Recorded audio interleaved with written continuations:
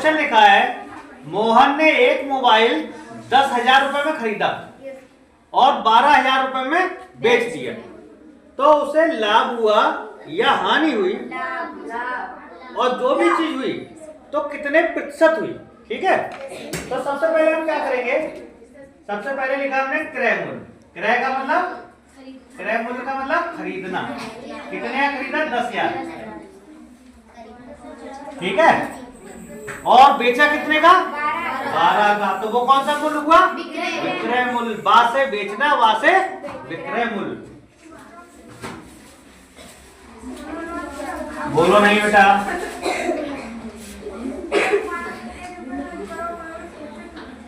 ठीक है, अब हमने देखा ज्यादा का बेचा ज्यादा का कि खरीदा ज्यादा का था, ज्यादा का बेचा है ना, तो हमें क्या होना चाहिए, फायदा, मुनाफा, लाभ, प्रॉफिट, है ना, लाभ हुआ ना।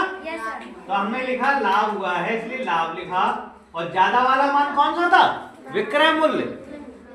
तो विक्रय मूल्य माइनस क्रय मूल्य। विक्रय मूल्य को इंग्लिश में क्या बोलते हैं, सेलिंग प्राइस, और खरीदने वाले मूल्य को कॉस्ट प्राइस, लागत मूल्य। ठीक, अब बेचा है हमने 12,000 का, माइनस खरीदा है 10,000 का। ठीक है, अब घटा दिया, कितने का फायदा हुआ, 2,000। ये तो उसका लाभ हो गया। लाभ हुआ या हानि हो गया, देखो लाभ हुआ ना, तो हमें क्या चाहिए, लाभ का प्रतिशत। तो लाभ हुआ तो कितने प्रतिशत का लाभ हुआ।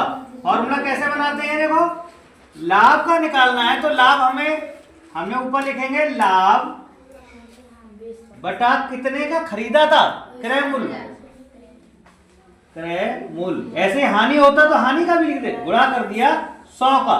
100 का इसलिए क्योंकि प्रतिशत है, और प्रतिशत का मतलब क्या होता है, 1/100। किसी भी चीज का 100 में से 1 भाग प्रतिशत। जब प्रतिशत यहाँ लिखा है इसलिए 100 का गुणा किया। अब देखो लाभ मिला था 2,000 का उसे, और खरीदा था 10,000, गुणा 100। अब देखो 3 जीरो से तो ये 3 जीरो से तो 3 जीरो काट दिए, 1 जीरो से ये 1 जीरो काट दिया, और 2 में 10 का गुणा हुआ तो क्या हुआ, 20। तो लाभ कितने प्रतिशत हुआ, 20% का लाभ हुआ। सरल है ना। इसी तरह अगर हानि होती तो हानि की या हानि लिखते, यहाँ हानि लिखते, और सेम प्रोसेस यही रहता, हानि का प्रतिशत निकल जाता। समझ में आ गया।